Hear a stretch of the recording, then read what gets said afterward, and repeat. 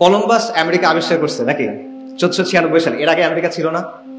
ছিল, লক্ষ লক্ষ মানুষ ছিল সেখানে, লক্ষ লক্ষ না, মিলিয়ন্স, কোটি কোটি মানুষ ছিল ওখানে। সভ্যতা ছিল, ইনকা সভ্যতা ছিল, আজটেক সভ্যতা ছিল, কোটি কোটি মানুষের সেখানে বসবাস। কিন্তু ইউরোপিয়ানরা যখন সেখানে গেল তখন আমেরিকা আবিষ্কার হয়েছে, এর আগ পর্যন্ত আবিষ্কার ছিল না, এরকম একটা ব্যাপার। ভাস্কো দা গামা ভারতে আসার সমুদ্রপথ আবিষ্কার করছে, এর আগ পর্যন্ত ভারত লুকানো ছিল, কেউ দেখে নাই না। এই সমুদ্রপথ আরবরা, পার্সিয়ানরা এবং ভারতীয় মার্চেন্টরা, বণিকরা শত শত বছর বা আরো বেশি ব্যবহার করছে। ভাস্কো দা গামা হলো প্রথম ইউরোপিয়ান যে এটা ইউজ করছে। অর্থাৎ ইউরোপ যখন কোনো কিছু একটা করে তখন এটা মানব জাতির মধ্যে প্রথম হয়ে যায়। ইউরোপের যেটা অবস্থান এটা মানব জাতির জন্য অবস্থান। এইটা হলো এই ফ্রেমিংটার প্রবলেম। যদি ইউরোপ না জানে তাহলে সেটা বাস্তব না, যদি ইউরোপ না দেখে তাহলে এটা আবিষ্কার হয় নাই, যদি ইউরোপ নাম না দেয় তাহলে আগের কোনো নাম নাই। গ্রিনল্যান্ডের সাইজ ওই মানচিত্রে আর আফ্রিকার সাইজ কাছাকাছি, অথচ গ্রিনল্যান্ডের আয়তন কত জানেন কেউ? লাইক 2 মিলিয়ন স্কোয়ার কিলোমিটারের মতো। আফ্রিকার কত? 30 মিলিয়ন স্কোয়ার কিলোমিটার, 15 গুণ। ম্যাপ খুলে দেখবেন গ্রিনল্যান্ড এবং আফ্রিকার সাইজ কাছাকাছি ধরনের।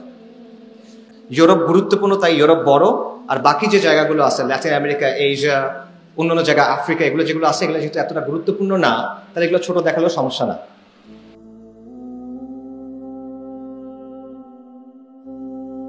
শিক্ষা নিয়ে একটা বিখ্যাত উক্তি আছে, নলেজ ইজ পাওয়ার। এই উক্তিটা কার, কেউ জানেন? জ্ঞানী শক্তি, বিখ্যাত উক্তি, ফ্রান্সিস বেকন। এটা হলো ফ্রান্সিস বেকনের উক্তি। সে হলো 16th সেঞ্চুরি ওই সময়কার একজন ব্রিটিশ ফিলোসফার, দার্শনিক এবং স্টেটসম্যান, এবং ইউরোপের যেটাকে সায়েন্টিফিক রেভলিউশন বলা হয় সেটার পেছনে খুব গুরুত্বপূর্ণ একজন ব্যক্তি। তো এই কথাটা যদিও উনি বলছেন ফ্রান্সিস বেকন, বাট কথাটা তার থাকে নাই। কারণ অনেক কথা থাকে যেটা হয়তো বা একজন বলছেন বা একজন লিখছেন, বাট পরবর্তীতে এই কথাটা সবার হয়ে যায়, গণকথা হয়ে যায়। তো ফ্রান্সিস বেকনের কথাটা এরকম হয়ে গেছে, সবাই এই কথাটা গ্রহণ করছে। বিভিন্ন জায়গায় আপনি দেখবেন জ্ঞানী শক্তি, নলেজ ইজ পাওয়ার, এই কথাটা হয়। এবং এই কথাটার একটা অর্থ আমরা ধরে নিছি।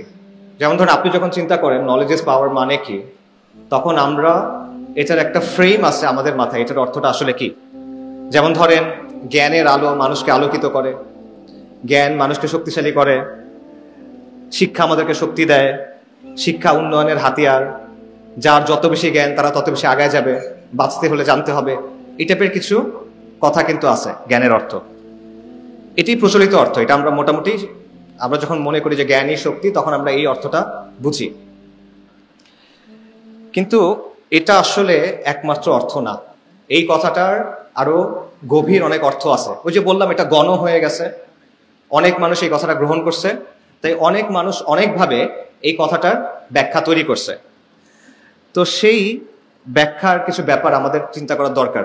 যেমন মনে করেন আপনি যদি বলেন যে জ্ঞানই হলো শক্তি, তখন প্রশ্ন হবে এই শক্তি অর্জনের উপায় কি? শক্তি অর্জন কে করবে? মনে করেন আমি নিজে অনেক জ্ঞানী হইলাম, কথার কথা, আমি অনেক বই পড়লাম, পরীক্ষা দিলাম, ডিগ্রি হইলো, ঠিক আছে, আমার অনেক জ্ঞান হইলো, আমি শক্তিশালী হচ্ছি। এটা যথেষ্ট কিনা? এটা যথেষ্ট না। আপনার সমাজের মধ্যে জ্ঞান প্রচার করতে হবে, রাইট? তাহলে আপনি শক্তিশালী হতে পারবেন না। সোসাইটির মধ্যে নলেজ লাগবে।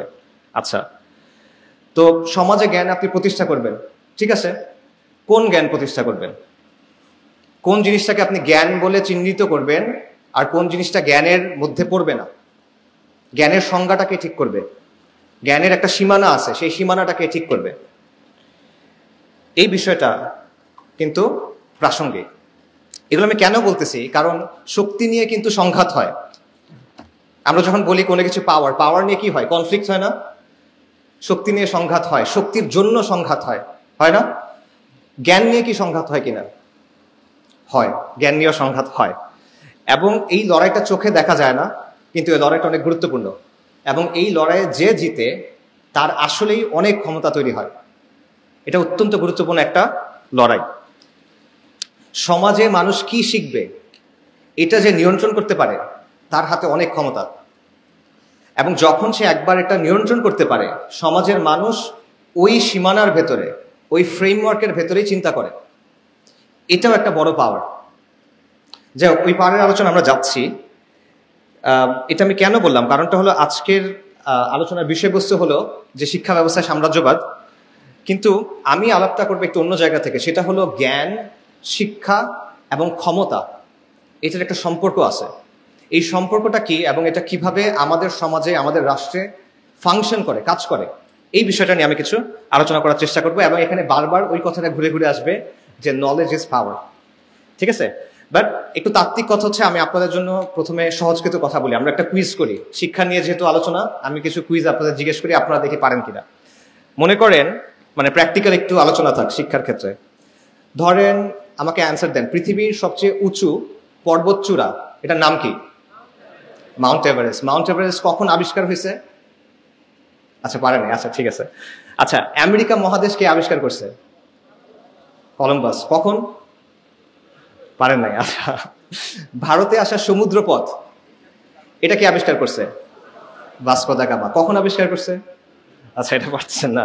অস্ট্রেলিয়া কে আবিষ্কার করছে? একজনও নাই? James cook. আচ্ছা, আপনাদের তো বিসিএস এর প্রসপেক্ট ভালো না তেমন একটা। আচ্ছা ঠিক আছে, এই যে আমি প্রশ্ন করলাম, আপনারা প্রশ্নের উত্তর দিলেন বা ভাবলেন, পারেন না অনেক উত্তর অবশ্য, কিন্তু এই প্রশ্নগুলো নিয়ে আবার একটু ভাবেন। এই প্রশ্নগুলোর মধ্যে একটা সমস্যা আছে, এই সমস্যাটা আপনারা চিন্তা করেন না। এখানে একটা ফ্রেমিং এর প্রবলেম আছে, আমি আপনাকে দেখাচ্ছি ফ্রেমিংটা। এই প্রশ্নগুলো এমনভাবে তৈরি যেখানে আপনি ধরে নিচ্ছেন একটা নির্দিষ্ট অংশ, মানে একটা নির্দিষ্ট পক্ষ আছে যারা এই জিনিসপত্রগুলো আবিষ্কার করছে। এটার মধ্যে একটা প্রবলেম আছে। দেখেন, আমি বললাম মাউন্ট এভারেস্ট কে আবিষ্কার করছে, কখন আবিষ্কার হয়েছে? সরি, হ্যাঁ, আমি এই প্রশ্নটা জিজ্ঞেস করছিলাম যে কখন আবিষ্কার হয়েছে। এটা হলো 1856 সালে। একটা ব্রিটিশ সার্ভেয়ার ছিল, তার নাম হলো অ্যান্ড্রু ওয়াং। সে 1856 সালে সার্ভে করতেছিল ভারত উপমহাদেশ, এবং সে দেখলো যে এটা সবচেয়ে উঁচু পর্বতচূড়া, এবং সে এটার একটা নাম দিল। আচ্ছা, এর আগে এভারেস্ট ছিল না? ওই এলাকার যারা মানুষজন, নেপালের মানুষ, তিব্বতের মানুষ, তারা এভারেস্টকে চিনতো না? তাহলে সে আবিষ্কার করলো কেমন? আচ্ছা, এই জিনিসটা দেখেন যে যেহেতু ব্রিটিশরা তখন প্রথম দেখছে, ব্রিটিশরা এর আগে পর্যন্ত দেখেন নাই, ইউরোপিয়ানরা এর আগে পর্যন্ত দেখে নাই, কিন্তু সাধারণ মানুষ তো দেখছে, নেপালের মানুষ দেখছে, তিব্বতের মানুষ দেখছে, উপমহাদেশের মানুষ দেখছে, তারা দেখা এটা আবিষ্কার হয় নাই। ব্রিটিশরা যখন দেখলো তখন এটা আবিষ্কার হয়েছে, ঠিক আছে? এটা একটা ব্যাপার। আরেকটা বিষয় দেখেন, এটার নাম দেওয়া হলো মাউন্ট এভারেস্ট। এই এভারেস্টকে একটা লোক ছিল, ব্রিটিশ সার্ভেয়ার, সেও সার্ভেয়ার, তার নাম হলো জর্জ এভারেস্ট। এই লোকের নামে মাউন্ট এভারেস্টের নাম দেওয়া হলো, অথচ এই লোক জীবনে এভারেস্ট দেখেই নাই, তার নামে দেওয়া হলো, এবং আজ পর্যন্ত আমরা এই নামটা ব্যবহার করতেছি। অথচ তিব্বতের মানুষরা এবং নেপালের মানুষদের এটার জন্য আলাদা একটা নাম ছিল। নেপালের মানুষদের নামটা ছিল সাগর মাথা, তার একটা নাম তো সাগর মাথা। তিব্বতেরও একটা নাম আছে, নামটা কঠিন, তাই আমি বলতেছি না, আপনারা খুঁজে নেন। আচ্ছা, তো এতদিন ধরে যারা এখানে হাজার হাজার বছর ধরে আছে, তারা যে নাম দিছে সেই নাম কিন্তু আমরা গ্রহণ করি নাই। নাম গ্রহণ করা হয়েছে কাদের? ব্রিটিশদেরটা। আচ্ছা, এরকম আরো উদাহরণ দেখেন। কলম্বাস আমেরিকা আবিষ্কার করছে নাকি 1496 সালে? এর আগে আমেরিকা ছিল না?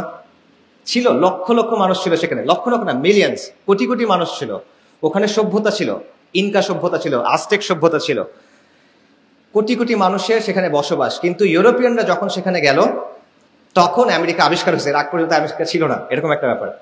আচ্ছা, আরেকটা দেখেন, ভাস্কো দা গামা ভারতে আসার সমুদ্র পথ আবিষ্কার করছে, এর আগ পর্যন্ত ভারত লুকানো ছিল, কেউ দেখে নাই না। এই সমুদ্র পথ আরবরা, পার্সিয়ানরা এবং ভারতীয় মার্চেন্টরা, বণিকরা শত শত বছর বা আরো বেশি ব্যবহার করছে। ভাস্কো দা গামা হলো প্রথম ইউরোপিয়ান যে এটা ইউজ করছে, কিন্তু আমরা বলতেছি সে এটা আবিষ্কার করছে, সে কিন্তু এটা আবিষ্কার করে নাই। অস্ট্রেলিয়া জেমস কুক আবিষ্কার করছে, আপনারা যারা বিসিএস দিবেন মনে রাখেন 1770 সালে। এটাও কিন্তু আবিষ্কার না, তখনও অলরেডি অস্ট্রেলিয়াতে লক্ষ লক্ষ মানুষ বসবাস করে। যেহেতু ইউরোপিয়ানরা প্রথম সেখানে গেল, তাই তখন অস্ট্রেলিয়া আবিষ্কার হলো, ঠিক আছে? অর্থাৎ তারা আসলে কি করছে, তারা প্রথম ইউরোপিয়ান যারা এই কাজটা করছে, কিন্তু এটাকে প্রেজেন্ট করা হয় কি, তারা মানব জাতির মধ্যে প্রথম যারা এই কাজটা করছে। অর্থাৎ ইউরোপ যখন কোনো কিছু একটা করে তখন এটা মানব জাতির মধ্যে প্রথম হয়ে যায়। ইউরোপের যেটা অবস্থান এটা মানব জাতির জন্য অবস্থান। এইটা হলো এই ফ্রেমিংটার প্রবলেম, ঠিক আছে? যদি ইউরোপ না জানে তাহলে সেটা বাস্তব না, যদি ইউরোপ না দেখে তাহলে এটা আবিষ্কার হয় নাই, যদি ইউরোপ নাম না দেয় তাহলে আগের কোনো নাম নাই, যদি ইউরোপ যখন কোনো জিনিসকে ইউরোপ জানে, যখন কোনো জিনিসকে ইউরোপ দেখে তখন ওটা জ্ঞান হয়ে ওঠে, তার আগ পর্যন্ত এটা জ্ঞান না। ইউরোপ জানার আগে কোটি কোটি মানুষ জানে, আমেরিকায় কোটি কোটি মানুষ ছিল, ভারতবর্ষে ব্যবসা হয়ে আসছে হাজার হাজার, মানে শত শত হাজার হাজার বছর ব্যবসা হয়ে আসছে, ডাজন্ট ম্যাটার। ইউরোপ যেহেতু জানে না, এটা জ্ঞান না। সো ইউরোপ হলো মানদণ্ড, দ্য ওয়েস্ট হলো মাপকাঠি, ক্রাইটেরিয়ান, যেটা দিয়ে আপনি রিয়ালিটিকে এবং জ্ঞানকে বিচার করেন। এটা হলো বায়াস, এটাকে নাম আছে, এটা হলো ইউরোসেন্ট্রিক বায়াস বলা হয় বা ইউরোসেন্ট্রিজম বলা হয়। আমি বলি এটা হলো ফিরিঙ্গি কেন্দ্রিকতা। এটার আরেকটা এক্সাম্পল দেই, আমার কাছে স্লাইড থাকলে আমি দেখাতে পারতাম। সেটা হলো আপনারা ম্যাপ দেখেন না, বিশ্ব মানচিত্র, এখনকার যতগুলো বিশ্ব মানচিত্র আছে এটা একটা নির্দিষ্ট ফরম্যাটে তৈরি করা হয়, এটাকে বলা হয় মার্কেটার প্রজেকশন। মার্কেটার 1569 সালে একজন ইটালিয়ান ন্যাভিগেটর ছিলেন, উনি একটা ম্যাপ তৈরি করছিলেন ওয়ার্ল্ডের, তার নাম হলো গেরডাউস মার্কেটার। এটার আদলেই বর্তমানের অধিকাংশ ম্যাপ তৈরি করা হয়। এখন এই ম্যাপগুলো যদি আপনারা খেয়াল করেন বা আপনাদের কাছে মোবাইল থাকলে এখন চেক করতে পারেন, দেখবেন ইউরোপ এবং উত্তর আমেরিকাকে, নর্থ আমেরিকাকে বড় করে দেখানো হয়, আফ্রিকা, ল্যাটিন আমেরিকা, এশিয়া ছোট করে দেখানো হয়। এবং আপনারা চেক করবেন গ্রিনল্যান্ডের সাইজ ওই মানচিত্রে আর আফ্রিকার সাইজ কাছাকাছি, অথচ গ্রিনল্যান্ডের আয়তন কত জানেন কেউ? লাইক 2 মিলিয়ন স্কোয়ার কিলোমিটারের মতো। আফ্রিকার কত? 30 মিলিয়ন স্কোয়ার কিলোমিটার, 15 গুণ। ম্যাপ খুলে দেখবেন গ্রিনল্যান্ড এবং আফ্রিকার সাইজ কাছাকাছি ধরনের। ঠিক আছে, এটা কেন? এটা ওই বায়াসের একটা এক্সাম্পল। এটা কিন্তু শুধুমাত্র ম্যাপের ইস্যু না, এটা একটা দৃষ্টিভঙ্গির ব্যাপার, যে পৃথিবীর কেন্দ্র হলো ইউরোপ, ইউরোপ গুরুত্বপূর্ণ তাই ইউরোপ বড়, আর বাকি যে জায়গাগুলো আছে ল্যাটিন আমেরিকা, এশিয়া, অন্যান্য জায়গা, আফ্রিকা, এগুলো যেগুলো আছে এগুলো যেহেতু এতটা গুরুত্বপূর্ণ না, তাহলে এগুলো ছোট দেখালেও সমস্যা না। ঠিক আছে, এটার আপনি অনেক প্র্যাগমেটিক লজিক শুনবেন, বাট এই বিষয়টা সেখানে আছে। এবং এটা কিন্তু বিকল্প আছে, মার্কেটার প্রজেকশন যেটা, এটার বাইরে গল অ্যান্ড পিটার্স প্রজেকশন আরেকটা ধরন আছে ম্যাপ তৈরি করার, কিন্তু এটা কিন্তু আমরা ইউজ করি না। ঠিক আছে, তো আমি এই যে উদাহরণগুলো দিলাম, এটার কারণটা কি? এটার কারণটা হলো এই ব্যাপারগুলো আমাদেরকে বর্তমান বিশ্বের একটা বাস্তবতা দেখায়।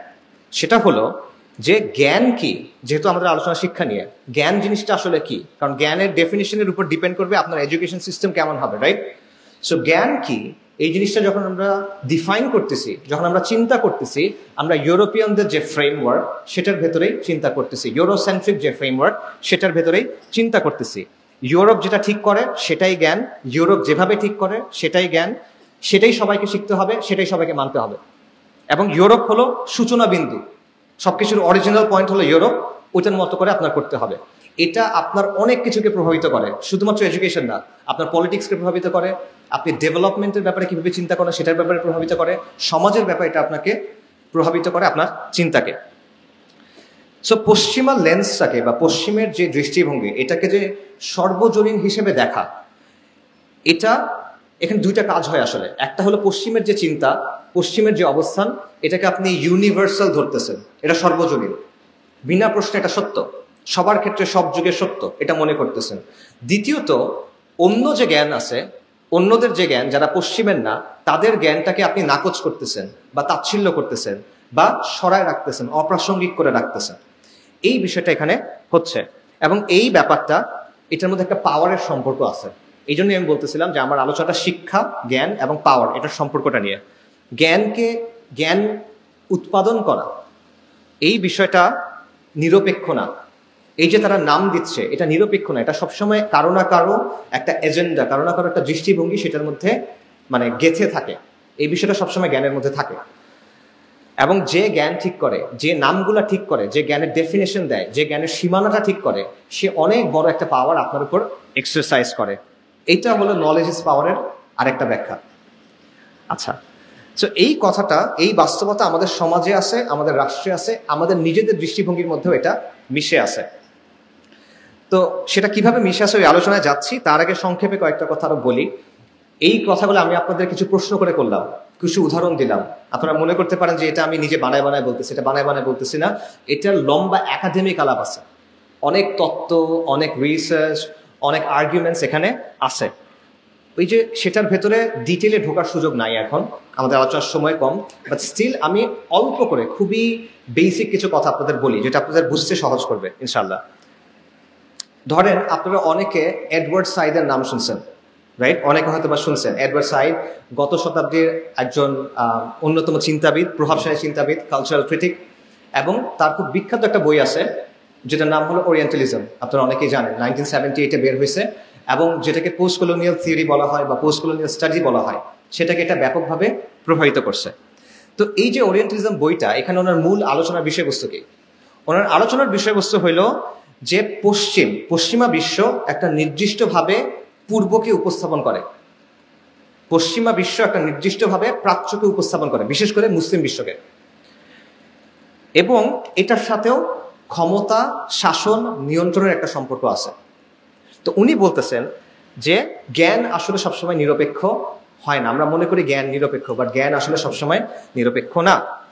পশ্চিমাদের রাজনৈতিক এজেন্ডা এবং তারা যে জ্ঞান তৈরি করে, এই দুইটার মধ্যে একটা সম্পর্ক আছে, বিশেষ করে কলোনিয়ালিজমের সাথে, উপনিবেশবাদের সাথে, এবং এখনকার যে বিশ্ব আমরা সাম্রাজ্যবাদ বলি এটার সাথেও। পশ্চিম যেটা করছে, তার ক্ষমতার একটা প্রকল্প ছিল, সে পুরো বিশ্বকে দখল করবে, সে পুরো বিশ্বকে নিয়ন্ত্রণ করবে। সে এই প্রকল্পের সাথে তার জ্ঞান চর্চার যে প্রকল্প, সে দুটাকে মিক্স করছে, একটা আরেকটাকে হেল্প করছে। এটা হলো এডওয়ার্ড সাইডের বক্তব্য। এবং সে যে জ্ঞানটা তৈরি করতেছে, এটার উদ্দেশ্য হলো তার যে শাসন, তার যে আগ্রাসন, তার যে দখলদারিত্ব, তার যে কলোনিয়ালিজম, এটাকে জাস্টিফিকেশন দেওয়া। ঠিক আছে? এবং বর্তমানেও এই বিষয়টা হয়। আগে হয়তো এটা ওরিয়েন্টালিজমের নামে, এখন এটা হয় মনে করেন কাউন্টার টেররিজম স্টাডিজ এটার নামে, ইসলামিক স্টাডিজ এটার নামে, ইভেন ডেভেলপমেন্টাল স্টাডিজ, এই জিনিসগুলোর নামেও এটা হয়। কিভাবে? সাইদ একটা পার্থক্য করতেছেন, সেটা হলো নলেজের দুইটা ধরন আছে, একটা হলো পিওর নলেজ, একটা হলো পলিটিক্যাল নলেজ। পিওর নলেজ মানে প্রকৃত জ্ঞান, আরেকটা হলো রাজনৈতিক জ্ঞান। ধরেন প্রকৃত জ্ঞান কি? ধরেন 2+2 = 4, এটা পিওর নলেজ। এটাকে রাজনৈতিকভাবে ইউজ করার কোনো ওয়ে নাই। এটার ব্যবহার করার মাধ্যমে একটা গোষ্ঠী আরেকটা গোষ্ঠীকে, একটা জাতি আরেকটা জাতিকে দমন পীড়ন করতে পারবে না। এটা ব্যবহার করে সে অস্ত্রশস্ত্র বানাতে পারে, সেটা ভিন্ন কথা, কিন্তু এই জ্ঞান ইটসেলফ এটা নিয়ন্ত্রণের হাতিয়ার না। কিন্তু পলিটিক্যাল নলেজ আছে, যেই নলেজের উদ্দেশ্য হলো রাজনৈতিক বিভিন্ন প্রকল্প বা রাজনৈতিক বিভিন্ন কাজকে বৈধতা দেওয়া। এবং এটার সবচেয়ে ভালো এক্সাম্পল হলো প্রাচ্যবাদ, যেটাকে ওরিয়েন্টালিজম বলা হয়। আপনি প্রাচ্যের একটা বিশেষ ছবি তৈরি করতেছেন, প্রাচ্যকে একটা নির্দিষ্টভাবে প্রেজেন্ট করতেছেন, যাতে করে প্রাচ্যের উপর আপনি কিছু কাজ করতেছেন, এগুলোকে বৈধতা দেওয়া যায়। ঠিক আছে? সো আপনি বলতেছেন কি, যে পশ্চিমা বিশ্ব মানে শ্রেষ্ঠ আর প্রাচ্য মানে হলো ইনফিরিয়ার। আপনি বলতেছেন পশ্চিম মানে উন্নত, পশ্চিম মানে প্রগতিশীল, পশ্চিম মানে আগ্রহী, পশ্চিম মানে গণতন্ত্র, মানে এগুলো সব ভালো জিনিস, আর পূর্ব মানে বর্বর, মধ্যযুগীয়, পিছনে পড়ে আছে, ইত্যাদি ইত্যাদি, অসভ্য মানুষ। রাইট? তাহলে আমি চাই প্রাচ্যের ভালো, পূর্ব দিকে যে মানুষগুলো আছে আমি তাদের ভালো চাই। তো ভালো হবে কিভাবে? আমি পশ্চিমা মানুষ, আমার অনুকরণ করে আমি তাদের হেল্প করতে চাই।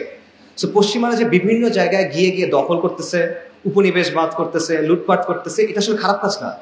সে আসলে আপনাকে সভ্য করতে আসছে, তার উদ্দেশ্য আসলে আপনার ক্ষতি করা না। ঠিক আছে? এইটা হলো ওরিয়েন্টালিজমের একটা মূল কাজ, যেটা এডওয়ার্ড সাইড বলতেছেন। তা অর্থাৎ সাদা মানুষ আপনার ভালো চায় দেখে সে আপনাকে মারতে আসছে, সে আপনার ভালো চায় দেখে সে আপনাকে দখল করতে আসছে, সে আপনার ভালো চায় দেখে সে আপনার উপরে জিনিসপত্র চাপাই দিচ্ছে, তার কোনো খারাপ উদ্দেশ্যই নেই, তার উদ্দেশ্য আপনাকে সভ্য করা। সিভিলাইজিং মিশন, এটার নাম আছে সিভিলাইজিং মিশন, হোয়াইট ম্যানস বার্ডেন, অনেক কিছু আছে, রুডিয়ার্ড কিপলিং এর কবিতা আছে, এটসেট্রা। সো এখানে সে কি করতেছে দেখেন, তার দখলদারিত্বের একটা কাজ আছে, সে দখল করতে চায়, লুট করতে চায়, শাসন করতে চায়। এটার জন্য সে একটা জ্ঞান, মানে একটা শাস্ত্র তৈরি করছে, এটা সে একটা ব্যাখ্যা দিচ্ছে, এটা সে একটা বুদ্ধিভিত্তিক ব্যাখ্যা নিয়ে আসছে। এই কাজটা হলো ওই যে বললাম জ্ঞানের সাথে ক্ষমতার সম্পর্ক, এটা হলো সেই সম্পর্কটা। আমি জ্ঞানের একটা ধারা তৈরি করলাম, যার একমাত্র কাজটাই হলো আমার যে রাজনৈতিক প্রকল্প এটার বৈধতা দেওয়া। ঠিক আছে? সো এইটা হলো ওরিয়েন্টালিজমের এডওয়ার্ড সাইডের বক্তব্য, যে পশ্চিমা দখলদারিত্ব বলেন, লুটপাট বলেন, জুলুম বলেন, এগুলোর বৈধতা আসতেছে ওরিয়েন্টালিজম থেকে, প্রাচ্যবাদ মানে জ্ঞানের একটা ধারা থেকে। জ্ঞান এখানে নিরপেক্ষ না, জ্ঞান এখানে রাজনীতির একটা হাতিয়ার। একই ধরনের কথা ফ্রেঞ্চ অনেক দার্শনিক আছে, মিশেল ফুকো এবং এরকম আরো অনেক আছে, তারাও একই ধরনের কথা বলছেন যে জ্ঞান আর ক্ষমতা আসলে আলাদা না। যার হাতে ক্ষমতা আছে সে ঠিক করে যে কোন জ্ঞানটা গ্রহণ করা যাবে, কোন জ্ঞানটা গ্রহণ করা যাবে না, কোনটা আসলে জ্ঞান, কোনটা আসলে জ্ঞান না। এখানে আমি আরেকজন লোকের কথা বলে শেষ করবো, সেটা হলো ডক্টর ওয়াইল হাল্লাক। ওয়াইল হাল্লাক হলো ইসলামিক স্টাডিজের বর্তমান বিশ্বের সবচেয়ে মানে ফরমোস্ট এক্সপার্টদের একজন। তো ওনার বক্তব্য হলো যে এডওয়ার্ড সাইড এই কথাটা বলতেছেন শুধুমাত্র ওরিয়েন্টালিজমের ক্ষেত্রে, অর্থাৎ পশ্চিমা বিশ্ব যখন পূর্বের বিশ্বকে নিয়ে স্টাডি করে তখন এখানে তার একটা রাজনৈতিক প্রকল্প থাকে। এটা হলো এডওয়ার্ড সাইডের কথার একটা সিম্পলিফাইড ভার্সন। ওয়াইল হাল্লাক বলতেছেন যে এটা শুধুমাত্র প্রাচ্যবেদ মানে ওরিয়েন্টালিজমের ক্ষেত্রে না, এটা অন্য আরো অনেক জায়গায়ও আছে। এটা সোশ্যাল সায়েন্স যে ব্যাপারটাকে আমরা বলি, হিউম্যানিটিজের আন্ডারে যে সাবজেক্টগুলো আছে, এই প্রত্যেকটার মধ্যে এই ব্যাপারগুলো আছে। এই প্রত্যেকটার মধ্যে আপনি এমন কিছু বিষয় মানুষের কাছে সর্বজনীন, প্রশ্নাতীত, সন্দেহের ঊর্ধ্বে হিসেবে তুলে ধরতেছেন, যেগুলো আসলে পশ্চিমের রাজনৈতিক যে প্রকল্প সেটার সাথে যুক্ত। যেমন আপনারা কিছু জিনিস জানেন, যেমন ধরুন মানবাধিকার, যেমন ধরুন গণতন্ত্র, যেমন নারী অধিকার, এগুলো একটা ফ্রেম কিন্তু ওয়েস্টের কাছে আছে। যে ফ্রেমটা নিয়ে এসে সে আপনার দেশে আক্রমণ করা বলেন, আপনার দেশে এইড দেওয়া বলেন, আপনার দেশে হস্তক্ষেপ করা বলেন, এগুলাকে সে জাস্টিফাই করে। ঠিক আছে? সো আগে যেটা হতো, জ্ঞানের উদ্দেশ্য ছিল পশ্চিমা কলোনিয়ালিজমকে বৈধতা দেওয়া, এখন উদ্দেশ্য হলো আমেরিকান লিবারেল সেকুলার যে প্রজেক্ট সেটাকে বৈধতা দেওয়া। সো এই ধরনের অনেক চিন্তা, ওয়াইল হাল্লাকের বাইরে আপনি ডি কলোনিয়াল যারা থিঙ্কার আছে তারা অনেকেই এই ধরনের আরো অনেক আলোচনা করছে, আপনারা সেটা দেখতে পারেন। এটার মূল কথা হলো যে যখন আপনি শুধুমাত্র পশ্চিমের যে দৃষ্টিভঙ্গি, তাদের যে জ্ঞানের সংজ্ঞা, তাদের যে জ্ঞানের সীমানা, এটাকে যদি আপনি চূড়ান্ত হিসেবে গ্রহণ করে নেন, তাহলে আপনি অলরেডি অন্য সবগুলোকে নাকচ করতেছেন এবং আপনি তার নিয়ন্ত্রণের ভিতরে ঢুকে গেছেন। এটা হলো রিয়ালিটি। যে কোনো নিয়ন্ত্রণের প্রক্রিয়া আলটিমেটলি চিন্তা থেকে শুরু হয়, এবং যে কোনো প্রতিরোধের প্রক্রিয়া আলটিমেটলি চিন্তা থেকে শুরু হয়। ঠিক আছে? সো এটা হলো বাস্তবতা। তো আমাদের বর্তমানের সাথে এটা সম্পর্ক কি? আমি অনেক তত্ত্ব বলছি, বর্তমানের সাথে সম্পর্ক কি? আমাদের পুরা দেশের, আমাদের রাষ্ট্রে, আমাদের শাসন ব্যবস্থায়, আমাদের শিক্ষা ব্যবস্থায়, আমাদের সমাজ ও সংস্কৃতিতে দুইটা শক্ত বায়াস আছে, যেটা আপনারা দেখবেন। একটা হলো পশ্চিমা বায়াসটা, আরেকটা হলো কলকাতা কেন্দ্রিক একটা বায়াস। ঠিক আছে? আমি আপনাদের এক্সাম্পল দিই, আপনারা মিলান। ধরেন আমাদের ইতিহাসের বইগুলাতে সুলতানি আমলের যে শাসন বা আওরঙ্গজেব, এই টাইপের শাসকদের কিভাবে দেখা হয়? দখলদার, দাঙ্গাবাজ, তাই না? আর হিন্দু যে শাসক আছে, বৌদ্ধ যে শাসক আছে, তাদের কিভাবে দেখা হয়? এটা হলো আমাদের গৌরবের সময়। এটা হলো কলকাতা কেন্দ্রিক বায়াসের একটা এক্সাম্পল। আরেকটা দেখেন, আমাদের সমাজ বইগুলাতে কলকাতার নবজাগরণ, যেটা হলো হিন্দু সমাজের ভেতরে একটা সংস্কার মুভমেন্ট, সেটা নিয়ে 4-5 পৃষ্ঠা লম্বা আলোচনা। আর আপনি মুসলিম সমাজের মধ্যে যে সংস্কার আন্দোলন আছে, তাদের নিয়ে আলোচনা দেখেন 1 প্যারা 2 প্যারা। এটা আমি নিজে খুঁজে দেখছি। 23 সালে, ওই 24 সালের শুরুতে আমরা এগুলো খুঁজে দেখছিলাম। হাজী শরীয়তুল্লাহ, ফরাইজি আন্দোলন, তিতুমির, শাহ ওলিউল্লাহ মুহাদ্দিস দেলভি, ঠিক আছে, সৈয়দ আহমেদ শাহিদ, ওলামায়ে দেওবন্দ, বা এই টাইপের যত মুভমেন্ট আছে, এগুলো নিয়ে কোনো আলোচনা আপনি পাবেন না। অল্প অল্প কিছু আলোচনা হয়তো বা ফরাইজিদের নিয়ে আসে। এটা সে তুলনা করেন রাজা রামমোহন রায়কে নিয়ে কত লম্বা আলোচনা, ঈশ্বরচন্দ্র বিদ্যাসাগরকে নিয়ে কত লম্বা আলোচনা। বায়াসের একটা এক্সাম্পল এটা। আচ্ছা, ব্রিটিশ বিরোধী আন্দোলনে মুসলিমদের যে লম্বা গৌরবের ইতিহাস, এটা আপনি পাচ্ছেন না। ফকির আন্দোলন থেকে শুরু করে, ফকির বিদ্রোহ থেকে শুরু করে 1857 সালে মহা অভ্যুত্থান বলেন, বালাকোটের কথা বলেন, বারাসাতের কথা বলেন, তিতুমিরের কথা বলেন, খিলাফত আন্দোলনের কথা বলেন, মাওলানা উলায়াত আলী, মাওলানা ইনায়াত আলী, ওনাদের কথা বলেন, ফরাইজিদের কথা বলেন, এই আলোচনা নাই। কার আলোচনা আছে? সূর্য সেনের আলোচনা আছে, প্রীতিলতার আন্দোলন আলোচনা আছে, ক্ষুদিরাম আর প্রফুল্ল চাকির আলোচনা আছে। তারা কোত্থেকে আসতেছে? আবারও এটা একটা বায়াসের এক্সাম্পল, কলকাতা কেন্দ্রিক বায়াস, সেটার একটা এক্সাম্পল। তো এভাবে কি হচ্ছে, আপনার ইতিহাস থেকে আপনাকে আলাদা করে ফেলা হচ্ছে। ব্রিটিশ বিরোধী যে আন্দোলন, আমাদের যে সংগ্রাম, সেখানে আপনার রোল যেটা ছিল, ইসলামের যে ভূমিকা ছিল, মুসলিম পরিচয়ের যে ভূমিকা ছিল, এটা কিন্তু আপনি মুছে ফেলতেছেন। আরো আছে, আপনি শিক্ষার ক্ষেত্রে দেখেন, পর্দার বিধান নিয়ে নেগেটিভ প্রেজেন্টেশন আমাদের বইয়ের মধ্যে এগুলো আছে। আমাদের ইসলাম শিক্ষা বইতে ইসলামের এমন সব ব্যাখ্যা দেওয়া হচ্ছে যেটা হলো রাষ্ট্রের অনুমোদিত ব্যাখ্যা, সেকুলারদের অনুমোদিত ব্যাখ্যা, সেটা আপনি দিতে পারতেছেন। আমাদের সমাজ বিজ্ঞান বইতে জেন্ডার আইডিওলজি এটা আছে, ট্রান্সজেন্ডার বা ঢোকানো হয়েছে, আন্দোলন করে কিছুটা কমানো হয়েছিল, এগুলো আপনারা সব জানেন।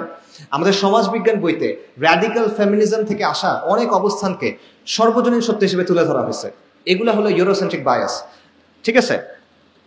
সো এটার ফলে কি হচ্ছে, একদিকে আপনি তার অবস্থানটাকে সর্বজনীন হিসেবে তুলে ধরতেছেন, অন্যদিকে আপনার যে অবস্থান, আপনার যে ইমান, আপনার যে দিনের অবস্থান, সেটাকে তাচ্ছিল্য করতেছেন, যে এটা আসলে কিছু না। আরো দেখেন, আমাদের এখানে লালমনিরহাটে 69 হিজরির একটা মসজিদ আছে, আমি এটা অনেক জায়গায় আলোচনা করছি, সাহাবা মসজিদ। এইটার কথা আপনারা বইয়ে কিন্তু গুরুত্ব দিয়ে পাবেন না। আদৌ আছে কিনা জানি না আমি, যদি থাকেও গুরুত্ব দিয়ে নাই। অথচ এটা অত্যন্ত গুরুত্বপূর্ণ একটা বিষয়, কারণ এটার ফলে আপনার আত্মপরিচয়ের যে আলোচনা, আপনার ইতিহাসের যে আলোচনা, এটা পুরোটা চেঞ্জ হয়ে যায়। এই যে আমাদের দেশে বলে যে আমাদের দেশে বাংলার ইসলাম চলবে, আরবীয় ইসলাম চলবে না, 69 হিজরিতে এখানে ইসলাম আসছে, ওটা কোন ইসলাম আসছে? 69 হিজরি মানে কারবালার 8 বছর পর। সাহাবারা দুনিয়াতে তখনও রাদিয়াল্লাহু আনহুম ফার্স্ট জেনারেশন দুনিয়াতে আছেন। ওই অবস্থায় যদি ইসলাম বাংলায় আসে, সেটা কোন ইসলাম? কিন্তু আপনি যেহেতু এটা সরাই ফেলছেন, আপনি এখন বলতে পারতেছেন আমাদের আরবের ইসলাম লাগবে। আরবের ইসলাম হলে হবে না, বাংলার ইসলাম লাগবে। আপনি বলতে পারতেছেন আরবের ইসলাম এখানে আসে নাই, পারস্য ঘুরে একটা ইসলাম এখানে আসছে, ওই ইসলাম আমাদের গ্রহণ করতে হবে। তো এই কথাটা আনলে ওই পুরা কথাটা কিন্তু ভেঙে যায়। বাঙালি মুসলিমের পরিচয় নিয়ে যে আলোচনা আছে পুরাটা আপনি ভেঙে দিতে পারেন, কিন্তু সেটা কিন্তু এখানে আসতেছে না। আমাদের এখানে যে অলিয়া উলিয়ারা আসছিলেন, বাবা আদম শহীদ বলেন, শাহ মাকদুম বলেন, শাহ জালাল বলেন, এরকম অনেকজন আসছেন না, তাদের আলোচনা কিন্তু আপনার বইয়ে নাই। তাদের আলোচনা যেহেতু আপনার বইয়ে নাই, আপনার আত্মপরিচয়ের মধ্যে ওই কথাগুলো নাই। এই সবগুলা কি করতেছে? আপনি নিজেকে নিয়ে কিভাবে চিন্তা করেন এটাকে প্রভাবিত করতেছে না? আপনার পরিচয় নিয়ে আপনি কিভাবে চিন্তা করেন এটাকে প্রভাবিত করতেছে না? আপনি ইতিহাস নিয়ে কিভাবে চিন্তা করেন এটাকে প্রভাবিত করতেছে। আপনি ভবিষ্যৎ নিয়ে কিভাবে চিন্তা করেন সেটাকে প্রভাবিত করতেছে, এবং এটা আমাদের সমাজ ও সংস্কৃতিকে প্রভাবিত করতেছে। ফর এক্সাম্পল, এডওয়ার্ড সাইদের একটা কথা ছিল যে পশ্চিমারা কি করছে, পূর্ব দিকের যারা মানুষ তাদের একটা ক্যারিকেচার তৈরি করছে। ক্যারিকেচার বুঝেন তো? মানে সে আসলে যেমন সেভাবে আপনি তাকে দেখান না, আপনি তার একটা বিকৃত রূপ দেখান যেটাকে অ্যাটাক করা সহজ, রাইট? এই জিনিসটা বাংলাদেশে মানে হুবহু সেকুলার প্রগতিশীলরা করে হুজুরদের ব্যাপারে, এই আপনাদের ব্যাপারে, হুজুরদের ব্যাপারে, মুসলিম পরিচয়ের ব্যাপারে। দশকের পর দশক নাটক, সিনেমা, মিডিয়াতে আপনারা দেখছেন যে দাড়ি টুপিওয়ালা মানুষ মানে এটা নেতিবাচক জিনিস, হুজুর মানে হলো নারী লোভী, হুজুর মানে প্রতারক, হুজুরের বউ নির্যাতিত, হুজুরের বউকে মুক্ত করতে হবে। কে মুক্ত করবে? সেকুলার প্রগতিশীলরা গিয়ে তাকে মুক্ত করবে। আমাদের কালচার যেগুলো হিন্দুদের কাছ থেকে আসছে বা বৌদ্ধদের কাছ থেকে আসছে, ফানুস উড়ানো থেকে শুরু করে মঙ্গল শোভাযাত্রা টাইপের যত জিনিসপত্র আছে সব বাঙালি সংস্কৃতি, টিপ থেকে শুরু করে সব বাঙালি সংস্কৃতি। আর যখনই ইসলামের কোনো কিছু আসে, যেই ইসলাম 69 হিজরি থেকে এখানে আসে 1400 বছর ধরে, তখন ওটা হলো বাইরের জিনিস। ঠিক আছে? একটা বায়াস, ক্লিয়ার বায়াস আপনি এখানে দেখবেন। সো এইরকম অনেকগুলো ব্যাপার আছে, অন্যান্য জায়গায় আমি আলোচনা করছি, এখানে আর বললাম না। এই সবগুলো কিন্তু হচ্ছে কেন? কারণ আমাদের সমাজের শিক্ষা, আমাদের সমাজের জ্ঞান, আমাদের সমাজের চিন্তা দুইটা লেন্সের ভেতর দিয়ে আসতেছে। একটা হলো ইউরোসেন্ট্রিক বায়াস, আর একটা হলো কলকাতা সেন্ট্রিক একটা বায়াস। আচ্ছা, সো এইটা হলো নলেজ ইজ পাওয়ারের আরেকটা রিয়ালিটি, যে নলেজকে নিয়ন্ত্রণ করে তারা এইভাবে সমাজকে, সংস্কৃতিকে, রাজনীতিকে নিয়ন্ত্রণ করতে পারে। এবং এই পাওয়ারটা বাংলাদেশে কারা এক্সারসাইজ করে? বাংলাদেশের যারা সেকুলার প্রগতিশীল গোষ্ঠী, যারা সংখ্যায় অনেক কম, তারা এই পাওয়ারটা হাতে রাখে।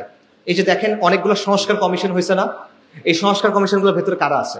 এই সেকুলার প্রগতিশীল গোষ্ঠী, এরাই আছে। এরা দেশের মানুষের প্রতিনিধিত্ব করে না, কিন্তু তারা ঠিক করতেছে সংস্কার কিরকম হবে। আমরা শিক্ষা নিয়ে আলাপ করতেছি, শিক্ষার সংস্কার ব্যাপারটা একটা পলিসি রিলেটেড আলোচনা, রাইট? পলিসি কি হবে সেটা নিয়ে আলোচনা। তো ওই টেবিলে আপনি তো যেতেই পারতেছেন না, আপনাকে ওই টেবিলে তারা ঢুকতেই দিবে না। ওই টেবিলে তারা এনে বসাচ্ছে কাদেরকে?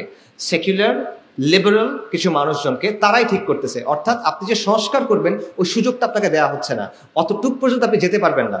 এই রিয়ালিটিগুলো আছে। আপনি কোনো জায়গায় ধরুন প্রোগ্রাম করতে পারবেন না, কথা বলতে পারবেন না, এই রিয়ালিটিগুলো ওখানে আছে। এবং এটা হচ্ছে এই পাওয়ারটার কারণে।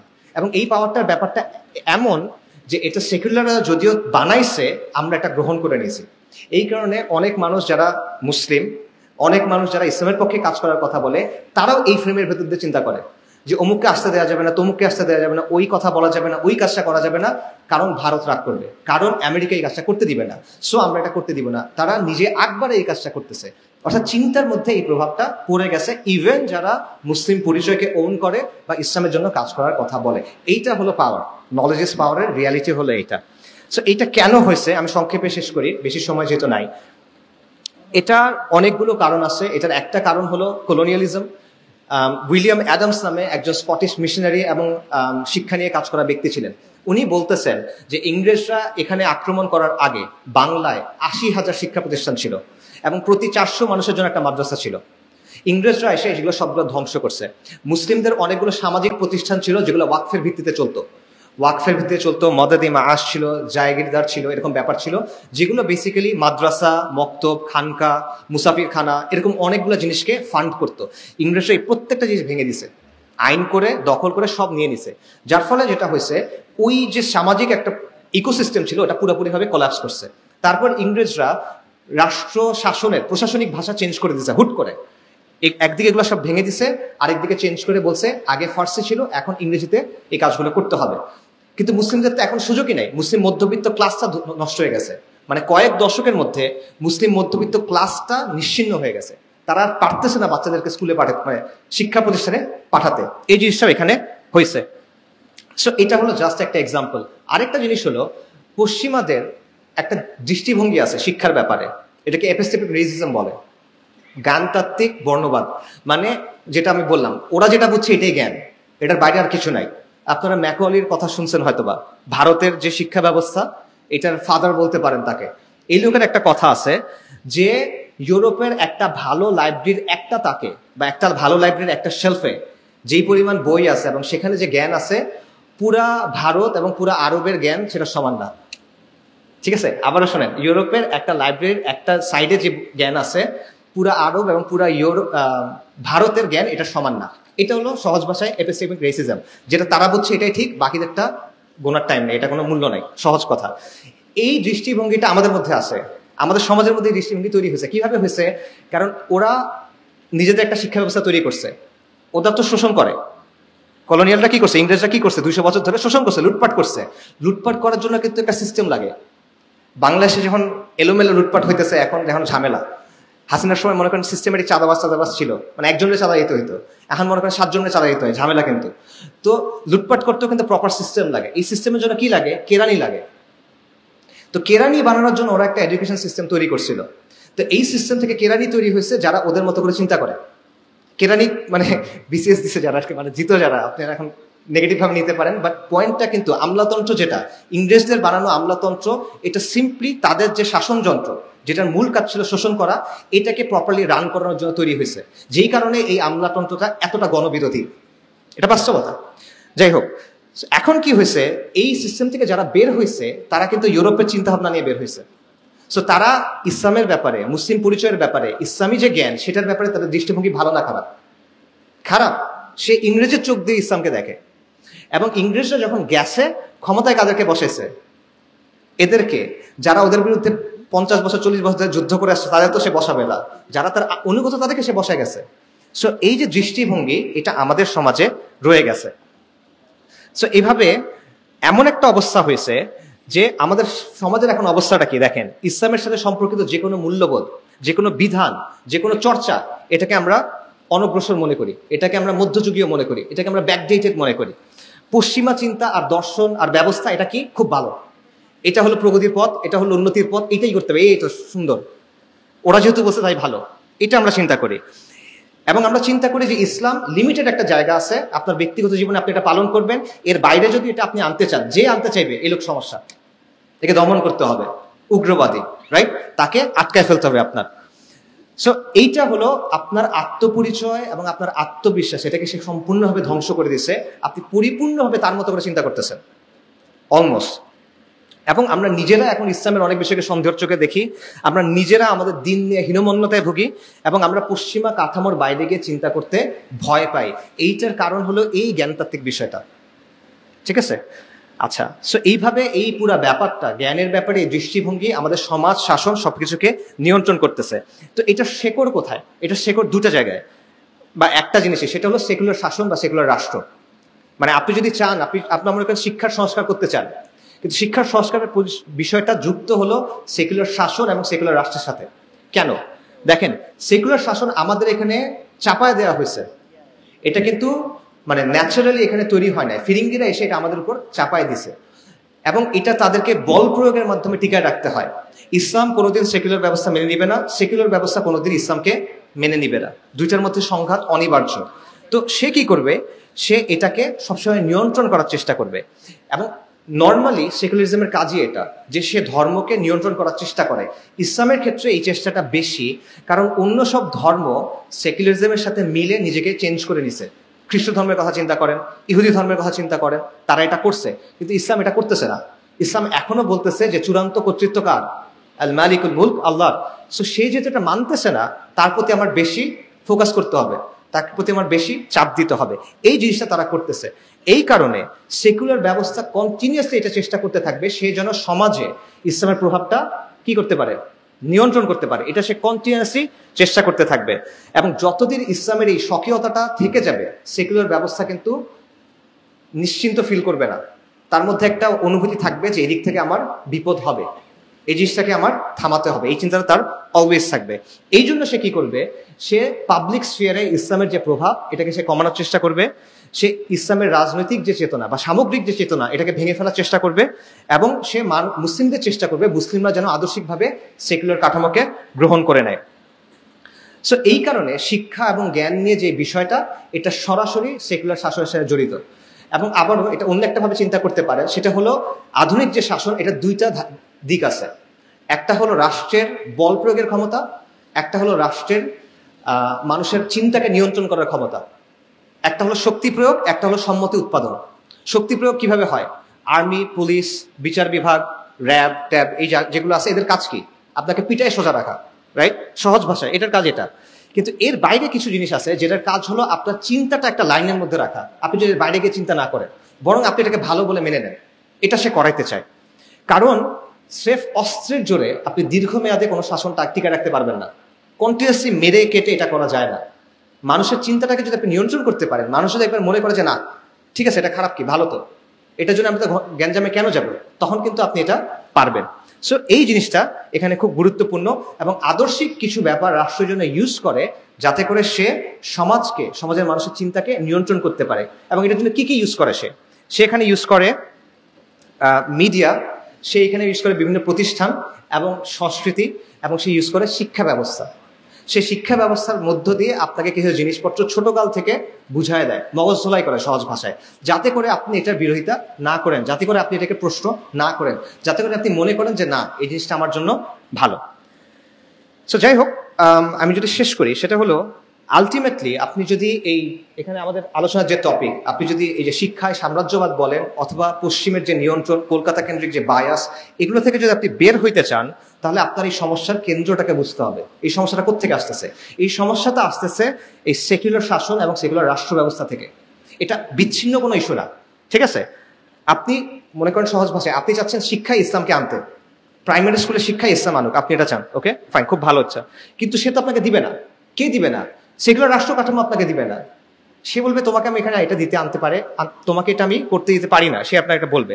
কারণ এটা কি? তার অস্তিত্বের সাথে জড়িত। একটু আগে যেটা বললাম, ইসলামকে তার কন্টিনিউয়াসলি নিয়ন্ত্রণ করতে হবে। এবং দ্বন্দ্বটা এই কারণে আসলে শিক্ষার না, শিক্ষাটা এটা একটা গুরুত্বপূর্ণ অংশ, বাট দ্বন্দ্বটা হলো ইসলামের সাথে সেকুলার ব্যবস্থার দ্বন্দ্ব। এটার একটা ম্যানিফেস্টেশন, এটার একটা উপসর্গ, এটার একটা প্রকাশ হলো এই জ্ঞান নিয়ে, এই শিক্ষা ব্যবস্থা নিয়ে দ্বন্দ্ব, সেটা। সো আপনি যদি এই মূল দ্বন্দ্ব সলভ করতে না পারেন, দীর্ঘমেয়াদে আপনার কোনো সংস্কার আসবে না। এখন এই সমাধানটা আপনি কিভাবে করবেন? দেখেন, আমাদের সমাজে যতগুলো তর্ক আছে তার বেশিরভাগ তর্ক আপনি দেখবেন এই ইউরোসেন্ট্রিক যে বায়াস, অর্থাৎ পশ্চিমা লেন্স দিয়ে দেখা, এটার সাথে জড়িত, এবং ইসলাম আর সেকুলার ব্যবস্থার যে দ্বন্দ্ব সেটার সাথে জড়িত। আমি আপনাদের একটা সহজ এক্সাম্পল দিই। এখন অনেক আলোচনা হচ্ছে নারী কমিশন নিয়ে, নারী কমিশনের কিছু বক্তব্য, এটা নিয়ে উলামায়ে কেরাম এবং ইসলাম প্রিয় জনতা, সাধারণ মানুষও এটার বিরুদ্ধে সবাই কথা বলতেছে, রাইট? আচ্ছা, এখানে তর্কগুলো আসলে কেন হচ্ছে বলেন তো? নারী কমিশন অধিকারের ব্যাপারে কিছু অবস্থানকে ধ্রুব সত্য মনে করে। নারীর অধিকারের ব্যাপারে তারা কিছু অবস্থান আছে যেগুলোকে তারা ধ্রুব সত্য মনে করে, এবং তারা মনে করে সমাজ এবং শাসন এগুলো অনুযায়ী চলা উচিত। এটাই তো অবস্থান। এইটার ভিত্তিতে তারা কিছু পলিসি সাজেশন তৈরি করছে যে আপনার আইনগুলো এভাবে বদলান, আপনার রাষ্ট্র কিভাবে সংস্কার করেন, এটাই তো। আর আপনি এটা বিরোধিতা করতেছেন কেন? আপনি বলতেছেন এটা ইসলামের সাথে সাংঘর্ষিক, এটা আমাদের আমাদের দিন, আমাদের তেহজিব তামাদ্দুন, এটা সাথে সাংঘর্ষিক, এটা আমাদের পরিচয়ের সাথে সাংঘর্ষিক, এটাই তো। আলটিমেটলি তর্কটা হলো, সেগুলো আপনাকে কি বলবে? যে তুমি যে বিরোধিতা করতেছো এটা তো আসতেছে ইসলাম থেকে, তুমি কোরআনের কারণে বিরোধিতা করতেছো, তুমি সুন্নাহর কারণে বিরোধিতা করতেছো, তুমি তোমার বিশ্বাসের কারণে বিরোধিতা করতেছো। এই বিশ্বাস তো আমরা মানি না। এটা টকশোতে আলোচনা হয়েছে, আপনারা হয়তো দেখছেন, যে ইসলাম মানে না, যে ইসলাম পালন করতে চায় না, তার জন্য তো একটা সলিউশন দিতে হবে। আপনি সবার উপর ইসলামের সলিউশন চাপাই দিতে পারবেন না, রাইট? এটা তাদের কথা। আচ্ছা, এখন কি করতে হবে তাহলে? আমাদেরকে ইসলামের সমাধান দেওয়া যাবে না, আমাদের একটা সর্বজনীন সমাধান দিতে হবে, এমন সমাধান যেটা সবার জন্য প্রযোজ্য, রাইট? এটা তারা বলে। আর সর্বজনীন সমাধান কোনটা? যেটা সেকুলার সমাধান, সেটা। তো এই প্রশ্নের উত্তর কি? এই প্রশ্নের উত্তর দিতে গিয়ে আমরা আটকায় যাই, আমরা অনেকে আটকায় যাই, বাট প্রশ্নের উত্তরটা আসলে খুব সোজা। চিন্তা করেন, তারা যেই বিষয়গুলোকে সঠিক মনে করতেছে, তারা যে বিষয়গুলোকে কাম্য মনে করতেছে, এই মনে করার পেছনে ভিত্তিটা কি? এটা কোত্থেকে আসতেছে? আপনি যখন বলেন যে আমি মনে করি 5 ওয়াক্ত সালাত আদায় করা উচিত, কথার কথা, আপনি বলতেছেন এটা ভিত্তি কি? কোরআন থেকে আসতেছে। পরিবারে পিতা হলো দায়িত্বশীল, এটা কোত্থেকে আসতেছে? নবী সাল্লাল্লাহু আলাইহি ওয়াসাল্লামের হাদিস থেকে আসতেছে, তাই তো? আচ্ছা, আপনার ভিত্তিটা আপনি জানেন, তার ভিত্তিটা কি? সে যখন বলে, তারা মানবাধিকারের কথা যখন বলে, তার ভিত্তি হলো আন্তর্জাতিক মানবাধিকারের যে আলোচনা, যেটা কে তৈরি করছে? জাতিসংঘ, পশ্চিমারা তৈরি করছে, সেখান থেকে আসতেছে। সে বলতেছে প্রগতির কথা, প্রগতি ভালো, এই জিনিসটা প্রগতির সাথে, আপনাদেরটা প্রগতির সাথে মেলে না, আমাদেরটা প্রগতির সাথে মেলে, এই কথাটা সে বলতেছে। প্রগতির ধারণা সে কোত্থেকে আনতেছে? সেটা আনতেছে পশ্চিম থেকে। সে বলতেছে এটা ডেমোক্রেটিক ভ্যালুসের সাথে সামঞ্জস্যপূর্ণ, গণতান্ত্রিক মূল্যবোধের সাথে সামঞ্জস্যপূর্ণ। এটা সে কোত্থেকে পাচ্ছে? পুরা দুনিয়ার মানুষ বসে একসাথে হয়ে ঠিক করছে এগুলো গণতান্ত্রিক মূল্যবোধ? পুরা দুনিয়ার মানুষ একসাথে বসে ঠিক করছে এগুলো মানবাধিকার, আমরা সবাই মানছি? না, ওরা ঠিক করছে। সেটা সে আপনার উপর এনে চাপা দিচ্ছে। বরং তারা এটাও বলতেছে যে এই কাজগুলো করা উচিত, কারণ পৃথিবীর বিভিন্ন দেশে এটা হয়। এটা কি ধরনের যুক্তি? পৃথিবীর বিভিন্ন দেশে যেহেতু এরকম আছে, তাই বাংলাদেশে এটা করা উচিত, এটা কি ধরনের যুক্তি? আপনি আমাকে প্রুফ করে দেখান যে জিনিসটা সঠিক। কাজেই এই বিষয়গুলো প্রত্যেকটাকে আপনি প্রশ্নবিদ্ধ করতে পারেন। আমরা সবাই মনে করি যে প্রত্যেকটা মানুষের ন্যূনতম কিছু অধিকার আছে, শুধু মানুষের না, প্রত্যেকটা মাখলুকের আছে হাক্কুল ইবাদ। কিন্তু এই অধিকার কে ঠিক করবে? আল্লাহ ঠিক করবেন। কিন্তু তারা কি বলে, তাদের জায়গায় কি অধিকার ঠিক করে? মানুষের খেয়াল খুশি। এবং তাদের অধিকারের আলোচনাটা কি? সমকামিতার অধিকার আছে, লিঙ্গ বদলের অধিকার আছে, ইউথেনেশিয়ার অধিকার আছে, আত্মহত্যা করার অধিকার আছে, ইসরায়েলের গণহত্যার অধিকার আছে। Israel has the right to defend itself. প্রত্যেকটাই আছে, তারা তাদের মতো করে ঠিক করে। তো এটা সর্বজনীন কিভাবে ভাই? সে তার নিজের কিছু অবস্থানকে আপনার উপর সর্বজনীন বলে চাপাই দিচ্ছে, আপনি তাকে প্রশ্ন করেন না কেন? এই বিষয়টা বুঝতে হবে। সে যখন বলে মানবাধিকার আছে, আমি বলবো হ্যাঁ মানবাধিকার আছে, আমি মানবাধিকার নিব ইসলাম থেকে, তুমি মানবাধিকার নিচ্ছ পশ্চিম থেকে। আমারটা যদি বায়াসড হয়, তোমারটা নিউট্রাল কেন? রাইট? এই প্রশ্নটা আবার তাকে করতে পারতে হবে প্রত্যেকটা জিনিসের ক্ষেত্রে। আমি বলতে পারি প্রগতির নামে তোমরা এমন কিছু কাজকর্ম করছো যার কারণে তোমাদের সমাজ ধ্বংস হয়ে যাচ্ছে, তোমাদের পরিবার ধ্বংস হয়ে যাচ্ছে, এটা আমি চাই না। আধুনিকতার নামে তোমরা ভালো অনেক কাজ করছো, খারাপ অনেক কাজ করছো। আধুনিকতার নামে তোমরা প্রকৃতিকে নিয়ন্ত্রণ করার চেষ্টা করছো, যার কারণে এখন ক্লাইমেট ডিজাস্টার হচ্ছে, প্রকৃতি ধ্বংস হয়ে যাচ্ছে। লিটারেলি যে জায়গাটায় আমরা থাকি তোমরা সেটা নষ্ট করে ফেলছো। তাহলে এটা পুরোপুরি ভালো কেমনে হয়? আমি মনে করি না এটা ভালো। ব্যাপারটা বুঝতে পারছেন? আপনার ধর্মের ব্যাপারে সে যেমন প্রশ্ন বলতে পারে যে এটা তো তোমার বিশ্বাস, আমার বিশ্বাস না। তার অবস্থানের ব্যাপারে আপনি বলতে পারেন এটা তো তোমার মত, এটা তো আমার মত না, তুমি এটা কিসের ভিত্তিতে আমার উপর চাপাই দিচ্ছ? সো এই বিষয়টা বুঝতে হবে। আপনার অবস্থান যেমন বায়াসড, যদি আপনি বলেন বায়াসড, তার অবস্থানও আলটিমেটলি বায়াসড। সে যে কাজটা করছে সেটা হলো তার নিজের অবস্থান থেকে সে নিরপেক্ষ বলছে। মনে করেন আপনি সালিশ করবেন, সালিশের মধ্যে যে সালিশ হয় তার কিন্তু নিরপেক্ষ হইতে হয়, রাইট? কিন্তু সে যদি আসলে একটা পার্টি হয়, তার নিজের এখানে একটা স্বার্থ আছে, কিন্তু সে সবাইকে বুঝাইছে সে নিরপেক্ষ, তখন কিন্তু সে সালিশে জিতছে, সে যেটা চায় এটাই হয়। তো এই বিষয়টা বোঝা খুব জরুরি। পশ্চিমারা এবং সেকুলাররা এক্স্যাক্টলি এই কাজটাই করছে। তারা আপনার অবস্থানটাকে বলছে বায়াসড, তাদের যে বিশ্বাস, যেই বিশ্বাসের ভিত্তি হলো মানুষের খেয়াল খুশি, এটাকে তারা বলতেছে সর্বজনীন। এই কাজটা তারা করতেছে। তো যাই হোক, যদি আমরা শেষ করি, সেটা হলো আপনার একটা বিশ্বাস কাঠামো আছে, তার একটা বিশ্বাস কাঠামো আছে। আপনার বিশ্বাস কাঠামোর দিক থেকে আপনি এক ধরনের শিক্ষা চান, এক ধরনের সমাজ চান। তার বিশ্বাস কাঠামোর দিক থেকে সে এক ধরনের বিশ্বাস চায়, এক ধরনের সমাজ চায়, এবং দুটো মিলতেছে না, দুটার মধ্যে সংঘাতের মতো একটা অবস্থা। এখানে কোনো নিরপেক্ষ অবস্থান নাই। এটা ভুলেও মনে করবেন না যে সেকুলার অবস্থান নিরপেক্ষ অবস্থান। দুনিয়াতে কোনো নিরপেক্ষ অবস্থা হয় না। আপনি এটা, কেউ যদি এসে বলে আমি বেদের শাসন চান, আপনি বুঝেন এটা নিরপেক্ষ না।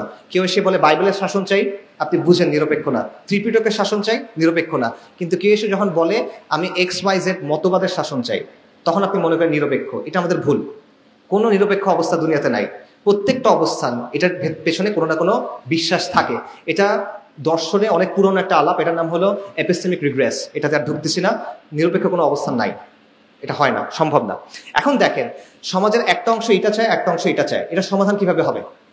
আমরা যে সমাধানের কথা বলি কিভাবে হবে, এটা দুইটা ওয়ে আছে। একটা হলো ডায়ালগ, আলোচনা করা। সেকুলাররা আসলো, যারা ইসলামের পক্ষে তারা আসলো, আমরা বললাম যে সামগ্রিক কিছু স্বার্থ আছে সমাজের সামগ্রিক কিছু কল্যাণ আছে, এগুলোর দিকে তাকায় আসেন আমরা আলোচনা করি, আপোষ রফা করি। কিছু জায়গায় আপনি ছাড় দেন, কিছু জায়গায় আমি ছাড় দেই, কথার কথা। এরকম একটা সমাধান হতে পারে। কিন্তু আমার মতে এটা জীবনেও হবে না। কেন হবে না? কারণ সেকুলাররা এটা চায় না। তারা জমিদারি চায়, তারা একচ্ছত্র আধিপত্য চায়, এবং তারা যেহেতু শক্তিশালী এখন, তারা এটা করতে আগ্রহী না। তারা মনে করে যে সে আপনাকে পিছিয়ে ফেলতে পারবে, সে আপনাকে সরাই দিতে পারবে। এটা হলো একটা বিষয়। আর দুই নম্বর বিষয় হলো, আসলে তাদের সাথে শেয়ার্ড স্বার্থ আমাদের আছে কিনা কোনো কল্যাণের ব্যাপারে। কোনো একটা ভবিষ্যতের ব্যাপারে আমরা একমত হতে পারতেছি কিনা এটা নিয়েও আমি আসলে শিওর না। মানে তারা কি ধরনের বাংলাদেশ চায় বা তারা এই ভূখণ্ডের জন্য কি ধরনের ভবিষ্যৎ চায় আর আপনি কি ধরনের ভবিষ্যৎ চান, আমার মতে এই দুটো আসলে মেলে না। তো যদি না মেলে তাহলে আপনি আপোষ করবেন কেমনে, না মেলে আপনি ডায়ালগ করবেন কেমনে? আচ্ছা, আর যদি ডায়ালগ না হয় তাহলে অপশনটা কি? একটা অপশন বললাম ডায়ালগ, আরেকটা কি? একটা হলো ডমিনেশন, নিয়ন্ত্রণ করা, আধিপত্য করা। এবং এটাই এখন ওরা করতেছে। ওরা আমাদের উপর পিওর অ্যান্ড সিম্পল আধিপত্য করতেছে। কিভাবে করতেছে? রাষ্ট্রযন্ত্রের মাধ্যমে, প্রতিষ্ঠানের মাধ্যমে, কালচারাল হেজেমনির মাধ্যমে এবং ফোর্সের মাধ্যমে, লিটারাল শক্তি প্রয়োগের মাধ্যমে তারা আপনাকে নিয়ন্ত্রণ করতেছে। এবং এটা তারা পাইছে কিভাবে? কারণ ব্রিটিশদের রাষ্ট্রযন্ত্রটা তারা পাইছে। ব্রিটিশরা তো কি করছিল? আমাদেরকে মেরে কেটে নিয়ন্ত্রণ প্রতিষ্ঠা করছিল, সেটাই তারা পেয়ে গেছে। পাশাপাশি তারা সাংস্কৃতিক এবং সামাজিক বিভিন্ন বয়ান বানাইছে, প্রতিষ্ঠানগুলোর উপর তাদেরই নিয়ন্ত্রণ ছিল, সেটার মাধ্যমে সে এখন এই ব্যাপারগুলো কন্ট্রোল করতেছে, আধিপত্য করতেছে। কাজেই আপনি যদি এটাকে কাউন্টার করতে চান, এটি আসলে মূল কথা, আপনি যদি এটাকে কাউন্টার করতে চান, হ্যাঁ ঠিক আছে, সংস্কারের অনেক আলোচনা আমাদের করতে হবে, কারণ কোনো সমাধান একদিনে আসে না। বাট আপনি যদি আলটিমেটলি এটাকে চেঞ্জ করতে চান, তাহলে আপনার খালি সংস্কার নিয়ে চিন্তা করলে হবে না, আপনারও বুঝতে হবে যে এটা সলিউশন হলো ওদেরকে ডমিনেট করা। এটা সলিউশন হলো সে আপনার উপর আধিপত্য কায়েম করছে। আপনি যদি দীর্ঘমেয়াদী সমাধান চান, আপনাকে এই জিনিসটা ভেঙে ফেলে আপনার হক আদায় করতে হবে। সেটা যে কোনো মিনসে আপনার জরুরি, সেটা আপনার সব করতে হবে। এটা কিভাবে হবে? মানে কেউ যখন আপনার হক দিতে চায় না, আপনি তার কাছ থেকে হক নিবেন, সে আপনার উপর চাপাই দিচ্ছে, আপনি সুন্দর করে বললেন, সে শুনল না, এখন আপনি কি করবেন বলেন? চলে যাবেন? আচ্ছা হক দরকার নেই আমার, কি করবেন? এটা হলো ডমিনেশন। এই জিনিসটা লাগবে। সো সে যদি না থামে, সে যদি না শোনে, তাহলে তাকে বাধ্য করতে হবে। সিম্পল, দুনিয়ার নিয়ম এটা। আপনি অনেক সুন্দর সুন্দর কথা বলতে পারেন, বাট দুনিয়ার নিয়ম হলো এটা আমাদের মাথায় রাখতে হবে। এবং এটা কিভাবে করবেন? এখানে অবশ্যই সংস্কারের বিভিন্ন কাজের কথা আসবে, এখানে আদর্শিক লড়াইয়ের কথা আসবে, এখানে সামাজিক শক্তির কথা আসবে, সামাজিক আন্দোলনের কথা আসবে, জ্ঞান চর্চার বিকল্প ধারা তৈরি এটার কথা আসবে, শক্তির ব্যবহার এটার কথাও আসবে। এটা হলো প্লেন অ্যান্ড সিম্পল রিয়ালিটি। কারণ শিক্ষাটা শুধু কারণ তর্কটা শুধুমাত্র শিক্ষা নিয়ে না, তর্কটা শুধুমাত্র জ্ঞান নিয়ে না, এটার সাথে ক্ষমতার একটা প্রশ্ন জড়িত। ক্ষমতার প্রশ্নের সমাধান শুধুমাত্র তত্ত্ব দিয়ে হয় না, ক্ষমতার প্রশ্নের সমাধান শুধুমাত্র জ্ঞান চর্চা করে হয় না, ক্ষমতার প্রশ্নের সমাধান শুধুমাত্র সংস্কারের মাধ্যমে হয় না। Knowledge is power. আখিরে দাওয়ানা আলহামদুলিল্লাহি রাব্বিল আলামিন। আসসালামু আলাইকুম ওয়া রাহমাতুল্লাহ।